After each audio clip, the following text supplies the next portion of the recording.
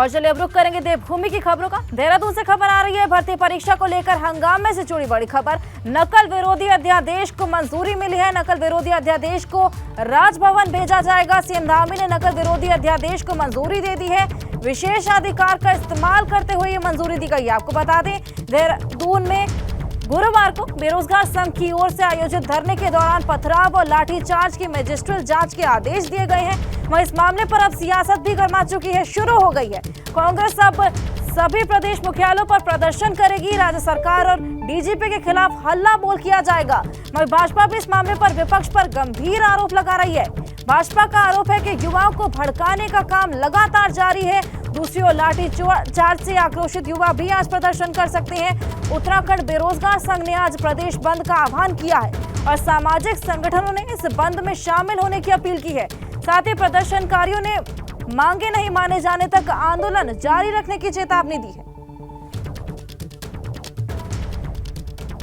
तो भर्ती परीक्षा को लेकर हंगामे से जुड़ी बड़ी खबर है। नकल विरोधी अध्यादेश को मंजूरी मिल गई है, लेकिन भाजपा का आरोप है कि युवाओं को भड़काने का काम जारी है। लेकिन दूसरी ओर लाठीचार्ज से आक्रोशित युवा आज प्रदर्शन कर सकते हैं। उत्तराखंड बेरोजगार संघ ने आज प्रदेश बंद का भी आह्वान किया है और सामाजिक संगठनों ने इस बंद में शामिल होने की भी बात कही है।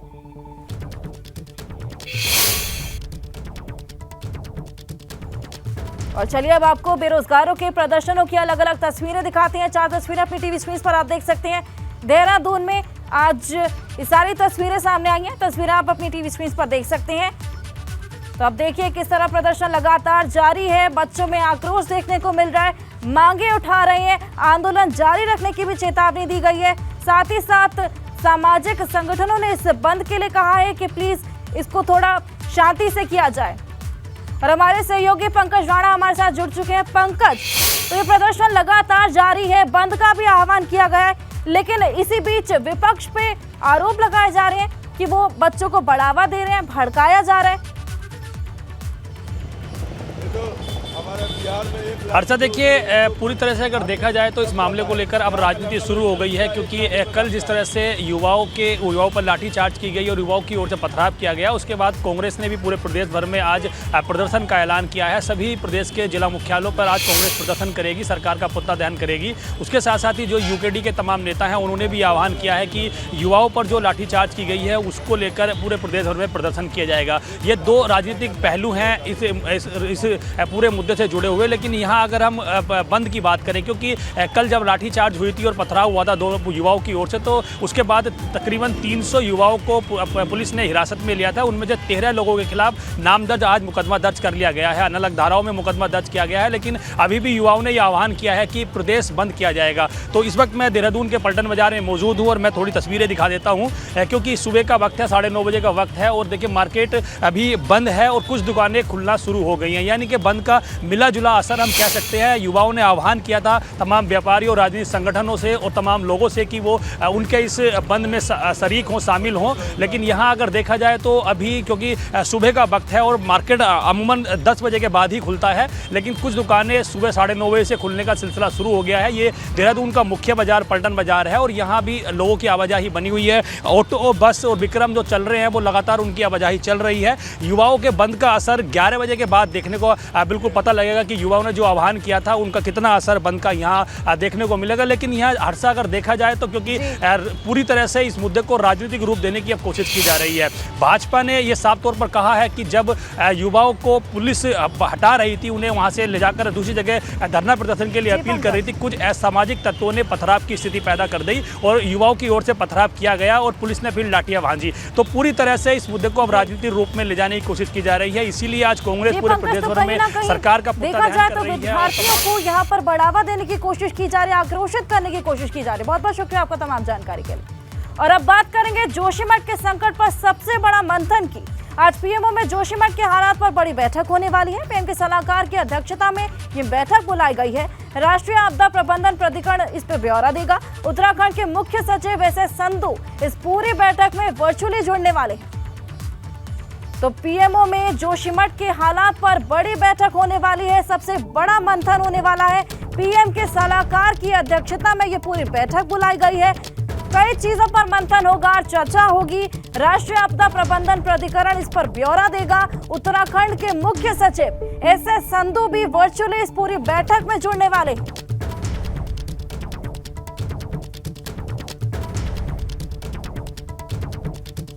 तो जोशीमठ के संकट पर सबसे बड़ा मंथन आज पीएमओ में। जोशीमठ के हालात पर बड़ी बैठक होने वाली है। पीएम के सलाहकार की अध्यक्षता में पूरी बैठक बुलाई गई है। आपको बता दें, राष्ट्रीय आपदा प्रबंधन प्राधिकरण इस पर ब्यौरा भी देगा। और चले हमारे सहयोगी अविनाश तिवारी दिल्ली से हमारे साथ जुड़ चुके हैं। अविनाश, आज जोशीमठ को लेकर एक बैठक होने वाली है, कौन कौन इस बैठक में मौजूद होने वाला है, क्या कुछ इस मीटिंग में होने वाला है?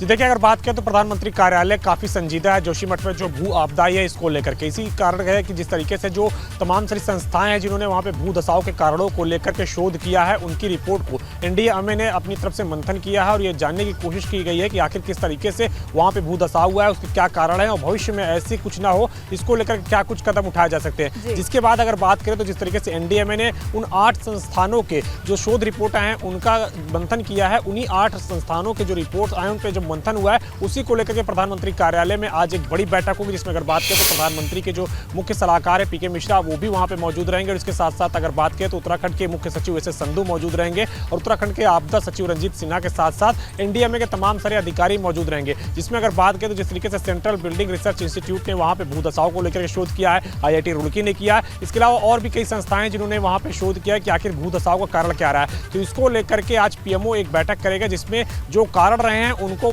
चिन्हित करके उन कारणों के कारण दोबारा भू धसाव न हो इसको सुनिश्चित करेगा और इसके साथ साथ फिर आगे प्रधानमंत्री को भी अपडेट देगा कि आखिर वहाँ क्या कुछ कारण रहे हैं। और इसके साथ साथ जो पुनर्स्थापन का कार्य वहाँ चल रहा है, पुनर्वास का जो कार्य चल रहा है उसका भी अपडेट लिया जाएगा कि आखिर जो लोग प्रभावित हुए हैं इस आपदा से उनको किस तरीके से पुनर्स्थापित किया जा रहा है और जहाँ पे आपदा आई है वहाँ पे अभी क्या स्थिति है, क्या आपदा बढ़ रही है या फिर जो भू धसाव है वो रुक गया है और अगर रुक गया है तो उसको किस तरीके से अब आगे कवर किया जाए, यानी कि उसको किस तरीके से मेंटेन किया जाए जिससे कि जो वहाँ पे सड़कें हैं, जो वहाँ पे तमाम सारे अन्य मकान हैं वो क्षतिग्रस्त न होने पाए। तो इसी तमाम सारी चीज़ों को लेकर के आज पीएमओ में एक बड़ी बैठक होगी जिसमें अगर बात करें तो जो फिर अन्य एजेंसियां जिनकी अगर जरूरत होगी तो अन्य एजेंसियों को भी अपनी ओर से जो है प्रधानमंत्री कार्यालय वहाँ पे लिखित तौर पर या फिर मौखिक तौर पर इशारा करेगा। जोशीमठ को लेकर पुनर्स्थापित को लेकर काफी कुछ इस पूरी बैठक में होने वाला है। बहुत बहुत शुक्रिया आपका तमाम जानकारी का।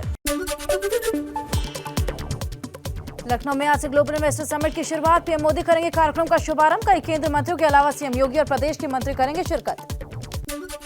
ग्लोबल इन्वेस्टर समिट में देश और विदेश के नामचीन उद्योगपति करेंगे शिरकत। मुकेश अंबानी के चंद्रशेखरन और आनंद महिंद्रा समेत 300 से ज्यादा उद्योगपति होंगे शामिल।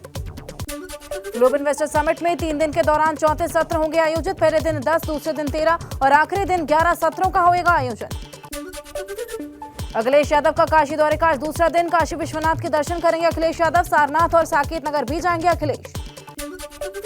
बलिया के सपा विधायक मोहम्मद जियाउद्दीन रिजवी ने स्वामी के बयान से किनारा किया, कहा वेद पुराण और गीता पर उंगली उठाना सही नहीं, इससे समाज में तनाव पैदा होता है।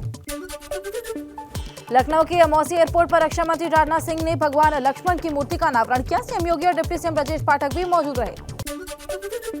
प्रतापगढ़ से सांसद संगमलाल गुप्ता ने एक बार फिर दोहराई लखनऊ का नाम बदलने की मांग, कहा सीएम योगी और पीएम मोदी को लिखा है पत्र। बरेली में कैबिनेट मंत्री धर्मपाल सिंह ने बोला राहुल गांधी और कांग्रेस पर हमला, कहा राहुल गांधी क्या कहते हैं और करते हैं जनता सब जानती है, पीएम मोदी पर जनता का भरोसा है। आगरा में G20 समिट को लेकर सुरक्षा हुई कड़ी, पुलिस ने ताजनगरी में किया फ्लैग मार्च। पुलिस कमिश्नर की मौजूदगी में ATS कमांडो भी सड़कों पर नजर आए। आज मुजफ्फरनगर में किसानों की महापंचायत, आसपास के जिलों में किसान महापंचायत में होंगे शामिल। जिले में किसानों की मांगों को लेकर अनिश्चितकालीन धरना जारी है। अयोध्या में संत परमहंस अपने बयान से पलटे, बोले शालिग्राम की शिला से बनाई जा सकती है भगवान राम की मूर्ति। पहले शालिग्राम की शिला पर छेनी हथौड़ा चलाने पर प्राण त्यागने की बात कही थी। आगरा में जवाहर पुल पर ट्रक में फंसी कार और ट्रक में आग लग गई। कार सवारों ने कूदकर अपनी जान बचाई। 500 मीटर तक कार को खींचता ले गया ट्रक। हमीरपुर में अज्ञात वाहन ने बाइक सवार युवकों को जोरदार टक्कर मार दी। बाइक सवार एक युवक की मौत हो गई। हादसे में 2 युवक गंभीर रूप से घायल। सदर कोतवाली का मामला। मथुरा में बदमाशवर पुलिस में मुठभेड़ हुई। मुठभेड़ में शातिर लुटेरा गिरफ्तार, 2 बदमाश मौके से हुए फरार। बदमाश के पास से अवैध तमंचा कारतूस बरामद। हाथरस में हत्या के आरोपी को मुठभेड़ पुलिस ने गिरफ्तार किया। पूर्व प्रधान की हत्या का आरोपी है अभियुक्त। पुलिस ने अभियुक्त के पास से अवैध असला भी बरामद किया। गाजियाबाद से पकड़े गए तेंदुए को सहारनपुर के जंगलों में छोड़ा गया। बुधवार को जिला कोर्ट परिसर में तेंदुए ने 10 लोगों को जख्मी किया था। मुजफ्फरनगर में घुड़चढ़ी के दौरान फायरिंग करने वाले 6 आरोपी गिरफ्तार, सभी को पुलिस ने भेजा जेल। फायरिंग में एक महिला गोली लगने से घायल हुई। मऊ में पुलिस ने जिला अस्पताल से दलालों को गिरफ्तार किया। मरीजों से पर्ची लेकर बाहर से दवा लाने का काम करते दलाल, सरकारी दवाएं नहीं लेने देते थे। बिजनौर में सभी 5 शवों को सुपुर्द खाक किया गया। कश्मीर के कुपवाड़ा में अंगीठे के धुएं में दम घुटने से मौत हुई थी। ग्रामीण और परिवार के सदस्यों में गम का माहौल। चित्रकूट में अज्ञात वाहन ने बाइक को टक्कर मार दी। हादसे के बाद बाइक में आग लग गई। बाइक सवार महिला और पुरुष की मौत हो गई। बिजनौर में रेप पीड़िता नदी में गिरी। जिला अस्पताल से मेडिकल के बाद बाइक पर जीजा के साथ जा रही थी घर। गोताखोर नदी में तलाश जारी। सैफई स्पोर्ट्स कॉलेज के छात्र भूख हड़ताल पर बैठे। अव्यवस्थाओं को लेकर छात्रों का हल्ला बोल। अच्छी डाय स्पोर्ट्स किट नहीं मिलने पर आरोप लगाया। गाजियाबाद में महिला खिलाड़ियों के लिए बनेगा जिले का पहला हॉस्टल। खेल प्रतिभाओं को बढ़ावा दिया जा रहा है। महामाया स्टेडियम में जमीन का चयन किया गया। फिरोजाबाद के शिकोहाबाद थाने में महिला ने सीआरपीएफ जवान और पुलिसकर्मी के खिलाफ दर्ज कराया मामला। दोनों पर चलती कार में बलात्कार का आरोप लगाया। अयोध्या में राम मंदिर को बम से उड़ाने की धमकी देने वाले आरोपी चेन्नई से गिरफ्तार। थाना राम जन्मभूमि में चल रही पूछताछ। खुफिया एजेंसी और पुलिस के वरिष्ठ अधिकारी कर रहे हैं पूछताछ। मुजफ्फरनगर पुलिस ने देर रात चेकिंग के दौरान एक अशातिर हिस्ट्री शीटर को गिरफ्तार किया। आरोपी से एक अवैध तमंचा कारतूस बरामद। आरोपी के खिलाफ दर्ज है 30 मुकदमे। हाथरस में पुलिस ने पूर्व प्रधान की हत्या में एक और आरोपी को गिरफ्तार किया। 31 जनवरी फायरिंग में पूर्व प्रधान की मौत हुई थी। वित्त मंत्री निर्मला सीतारमण आज शाम 6 बजे लोकसभा में बजट पर चल रही चर्चा का जवाब देंगी। कांग्रेस ने राज्यसभा में व्हिप जारी की। बिहार में बढ़ते अपराध पर सांसद चिराग पासवान का नीतीश सरकार पर हमला। कहा नीतीश सरकार अपराध को दे रही है बढ़ावा। बिहार की कानून व्यवस्था पर सुशील मोदी ने साधा निशाना। कहा अपराधी बेखौफ इस वजह से हैं क्योंकि वो आरजेडी से जुड़े हैं। बीजेपी ने आपराधिक वारदातों को लेकर नीतीश सरकार पर बोला हमला। नीतीश कुमार को कहा कुशासन बाबू। बिहार की कानून व्यवस्था को बताया जंगल राज। कांग्रेस सांसद प्रमोद तिवारी ने कहा बिहार में कानून व्यवस्था बिगड़े, सांप्रदायिकता फैले, इसी कोशिश में लगी है बीजेपी नेता संगीत सोम ने कहा बढ़ती जनसंख्या की वजह से जमीनी पाकिस्तान बनने जा रही है पश्चिमी उत्तर प्रदेश। जयपुर में सीएम आवास का घेराव करने जा रहे बीजेपी कार्यकर्ताओं को पुलिस ने रोका। प्रदर्शनकारियों ने जमकर नारेबाजी की। पश्चिम बंगाल के सीएम ममता बनर्जी का केंद्र पर हमला। का केंद्र के पास है मनरेगा का 7,000 करोड़ रुपए बकाया। गरीबों के पैसे लौटाए केंद्र।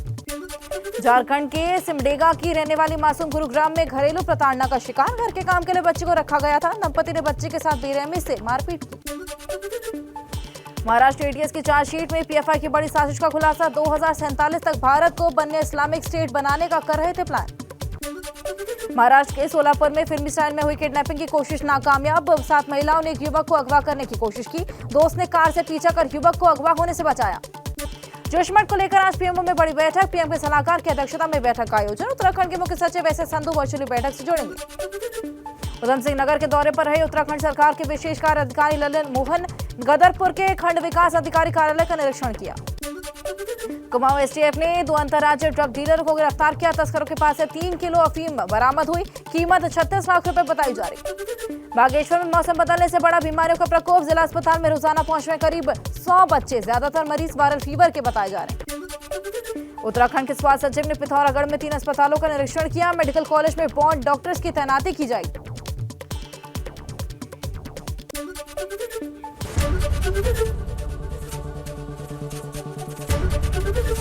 एबीपी गंगा, खबर आपकी, जुबान आपकी।